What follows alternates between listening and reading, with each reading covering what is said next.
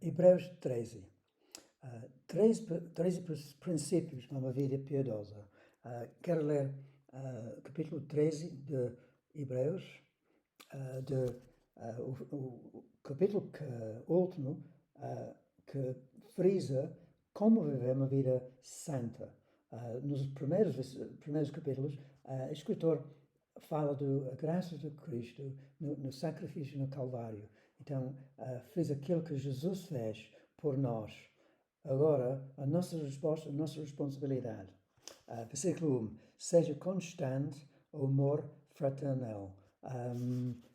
Este é um ensino que Jesus nos mostrou, que dentro da igreja deve haver amor prático entre nós.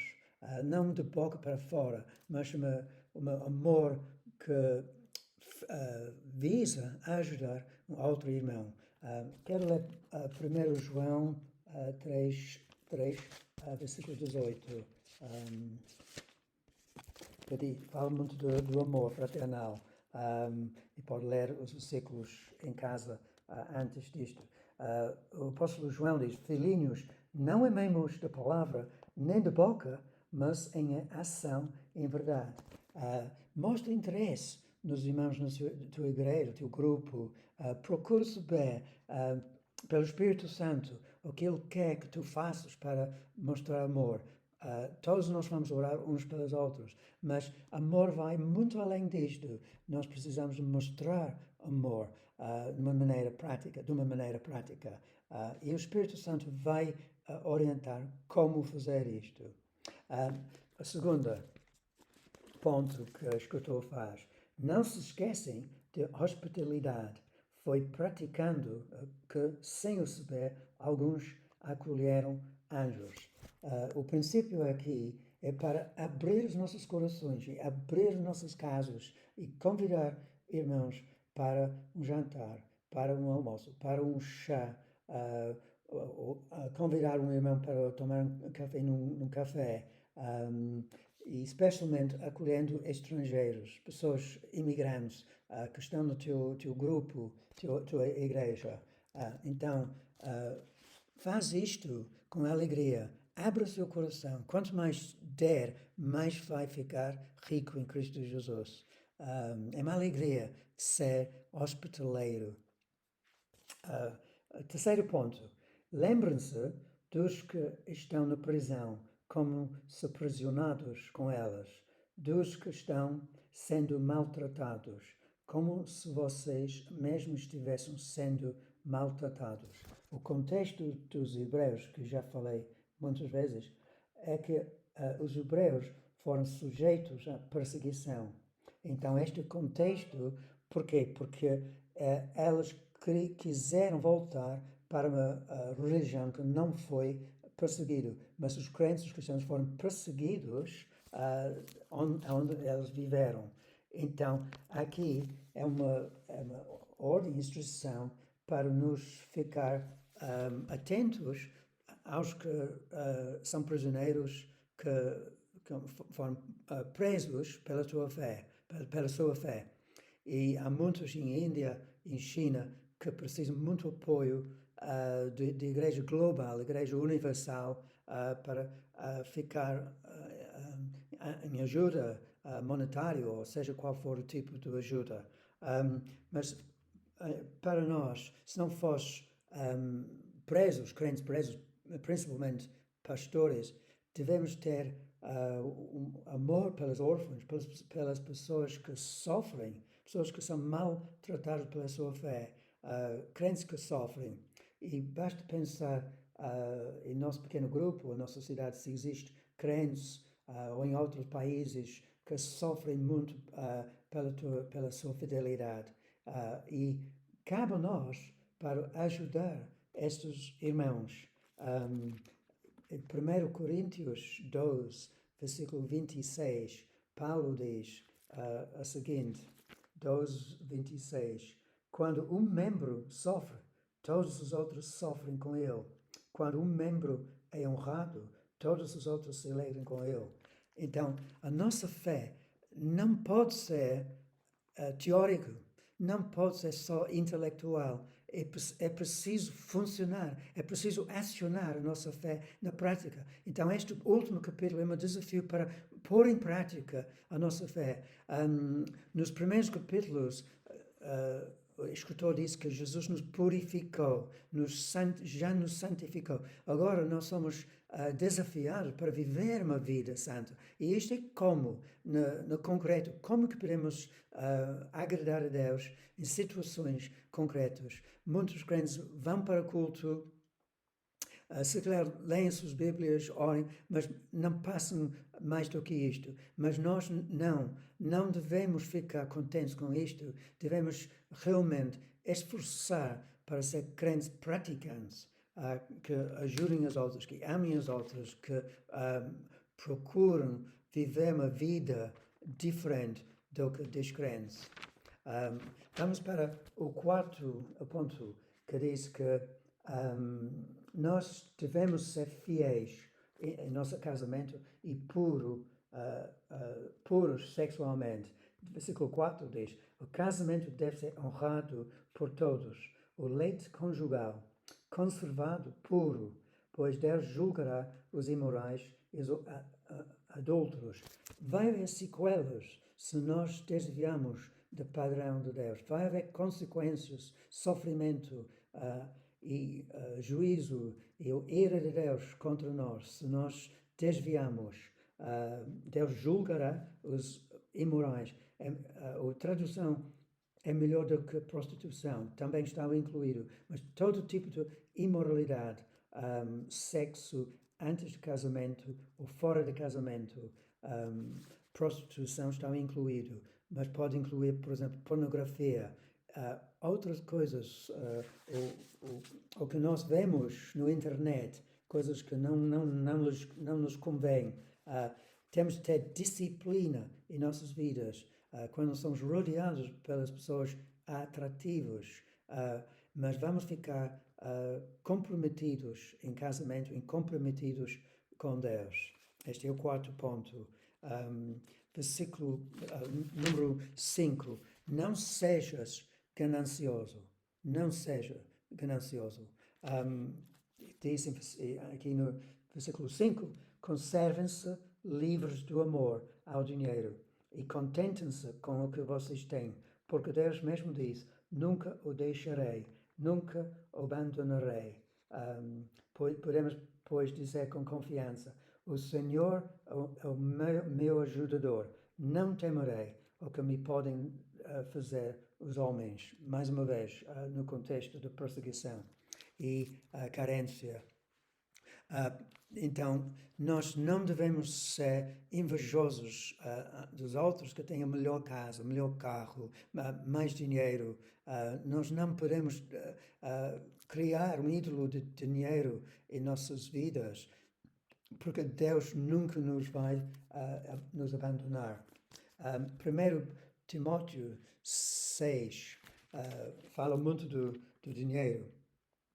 E a partir do versículo 6, de facto, a piedade com contentimento é grande fonte de lucro. Então, seja contente naquilo que tens, pois nada trouxemos para este mundo e dele nada podemos levar. Por isso, tendo o que comer e com que vestir-nos, estejamos com isso satisfeitos. Ou seja, o que é importante é o simples, o essencial.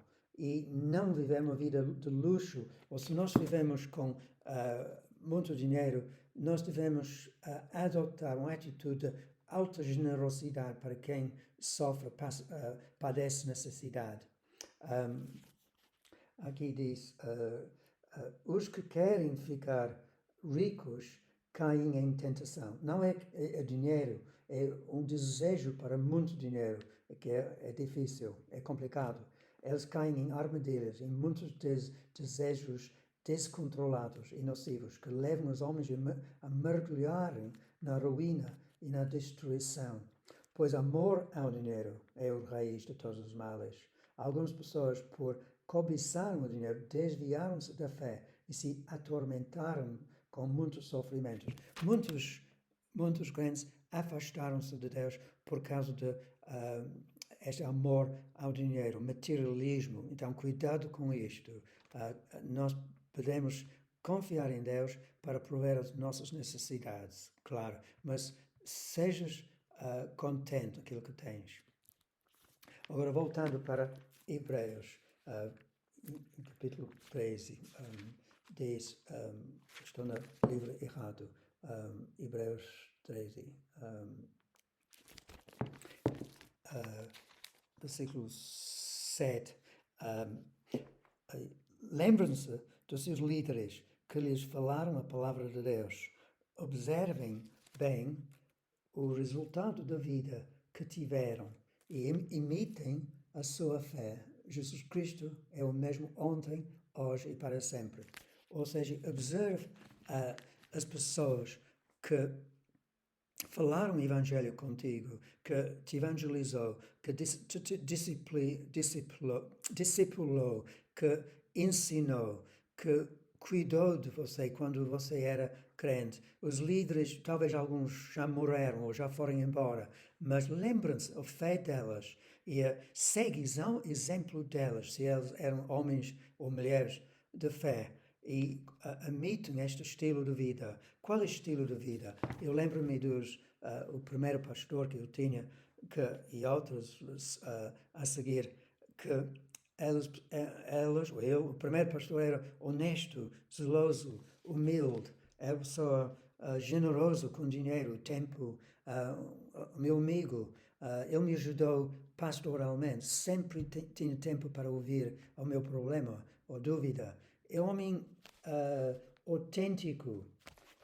Nós não vamos seguir pessoas que o foco delas não é Cristo Jesus, a fé delas, mas o foco delas é dinheiro, milagres, profecias. Todos podem ter seu lugar, mas alguns pastores, o destaque delas é tudo intelectual, discursos teóricos que não diz nada sobre a vida real e não há dentro dos discursos delas nenhum testemunho, mas nós podemos lembrar aqueles pastores autênticos, verdadeiros, e lembra-se do fé delas e a vida delas, e segue a vida delas, observe a vida delas.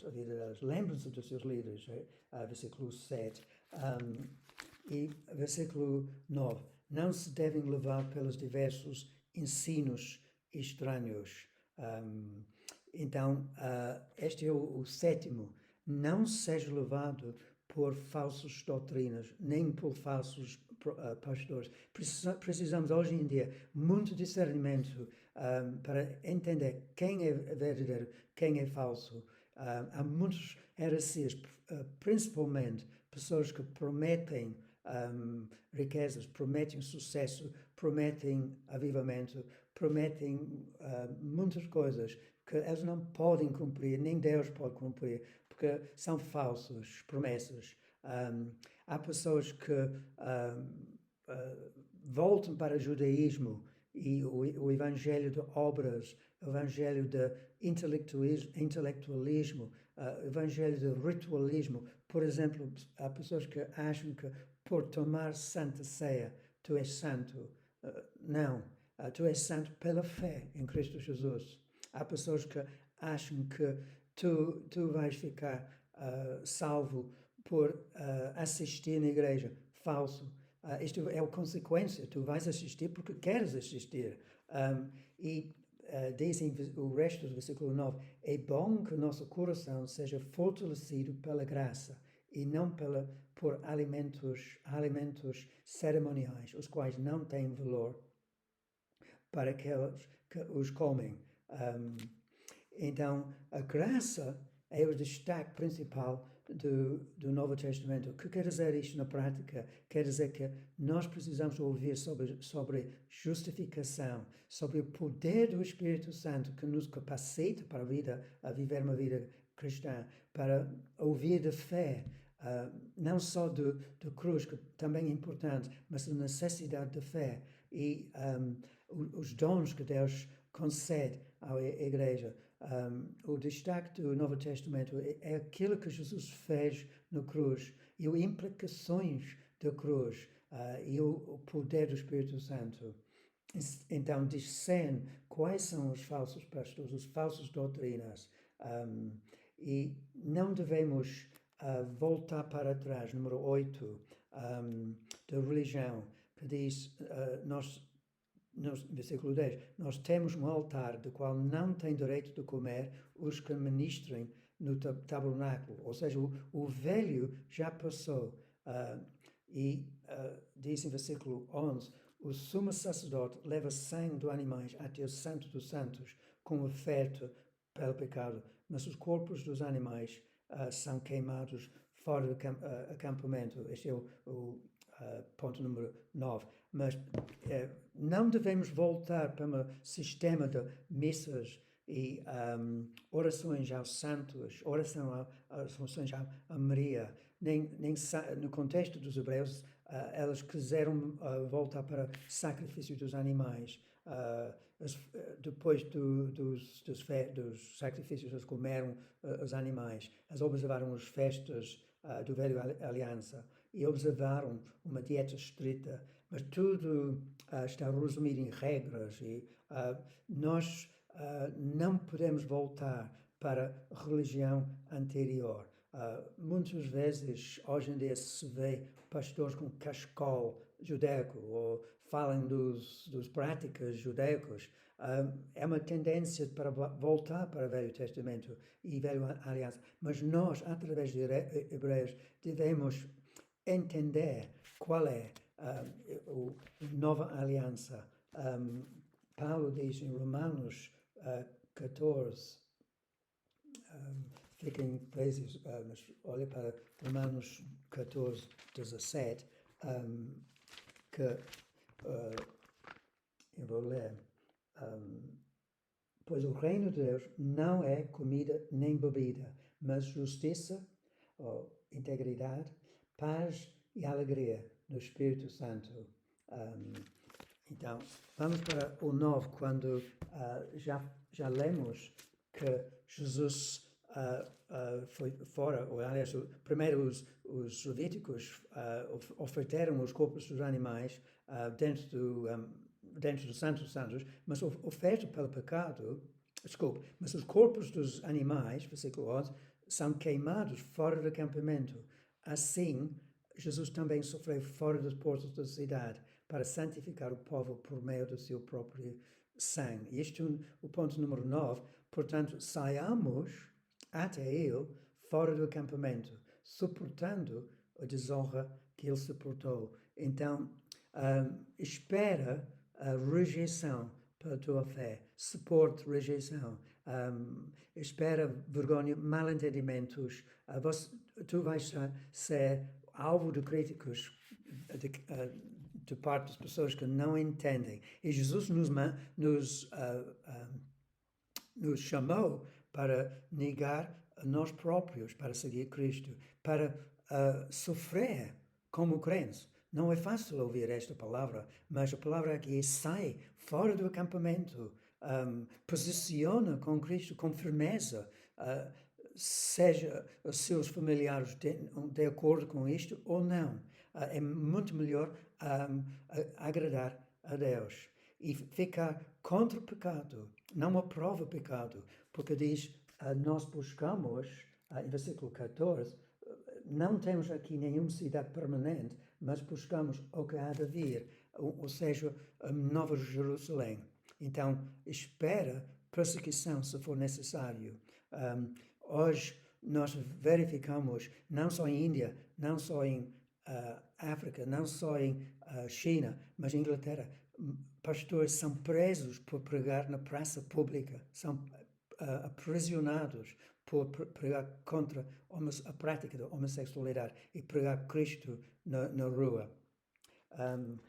O 10º ponto, oferece sacrifícios de louvor. Tenha uma vida de adoração. Por meio de Jesus, versículo 15, portanto, ofereçamos continuamente a Deus um sacrifício de louvor, que é fruto dos lábios que confessam o seu nome. Ou seja, já não sacrifica animais, ou fazer seus próprios sacrifícios para chegar perto de Deus, fazer peregrinações, ou dar dinheiro aos outros para ficar em condições com Deus, ou ajudar os outros para estar em bem boa condição com Deus. Não. Oferece um sacrifício do louvor. Alegram-se em Deus, mesmo quando não se sente feliz, quando as coisas não se vão bem, mas canta, seja uma pessoa agradecido, alegre em Jesus. Mesmo que quando sofre, seja uma pessoa que mostra Cristo no meio da aflição. E o 12º, faça bem aos outros. Diz em versículo 16, não se esquecem de fazer o bem e de repartir com os outros o que vocês têm, pois de tais sacrifícios Deus se agrada. Ou seja, partilha aquilo que tu tens, o teu dinheiro, pode ser comida, pode ser outra coisa que Deus vai te orientar. Mas seja uma pessoa generoso aos outros. Não fique em teu cantinho, tua casa, e não pense em outros. A vida cristã é vivida 24 horas por dia, fora do culto. Muitos, hoje em dia, têm uma atitude que culto é a igreja, faz parte. Mas a vida cristã é muito mais do que 1h30, ou 2 horas, ou 3 horas, congregando com outros irmãos, louvando, adorando Deus. Não, num templo. É a vida cristã fora das paredes. Então, sai da sua zona de conforto, seja uma pessoa altamente generoso com outros. O 12º ponto, obedecem, versículo 17, aos seus líderes e submetem-se à autoridade deles. Eles cuidam de vocês como quem deve prestar contas. Obedecem-lhes para que o trabalho deles seja uma alegria, não um peso, pois isso não seria proveitoso para vocês. Ou seja, obedece o ensino delas, obedece Cristo, a palavra que eles pregam. Claro que precisa ser em conformidade, em harmonia com a Bíblia, mas respeita o pastor. Ele passa tempo em preparar mensagens e tentar alimentar o rebanho. Obedece aquilo que ele ensina, se for de acordo com isto, claro que eu já disse. Ele tem autoridade, que diz, ele tem autoridade. Não é autoridade de um ditador, não. É uma autoridade suave, uma autoridade de humildade, que é evidente. Quando um pastor fala com autoridade, ele não precisa gritar. Aquilo que ele diz, nós verificamos, confirmamos no nosso espírito que ele fala com autoridade naquilo que ele diz. Por último, orem pelos seus pastores. Versículo 18, orem por nós. A escritora pediu oração. Parece que é uma coisa que não faz muito sentido, mas o escritor diz, estamos certos de que temos consciência limpa e desejamos viver de uma maneira honrosa em tudo. Ou seja, é muito importante orar pelo teu pastor ou outros presbíteros, que ele viva uma vida piedosa, uma vida com uma consciência limpa, que ele viva uma vida de honestidade com sua palavra, sem imoralidade, sem amor ao dinheiro, etc. Ora por ele, que ele possa ter fruto em evangelismo, em discipulado, que ele possa ser encorajado, ele possa ter ajuda quando ele passa tempo em ajudar os outros. Então, são 13 princípios para uma vida piedosa. Pode haver outros, mas uma vida santa é prática. Então, Deus vai abençoar a tua vida se põe em prática estes princípios. Esta gravação vai ter as legendas, se querem atuar as legendas, e também pode alterar a velocidade. Que Deus abençoe a sua vida. Amém.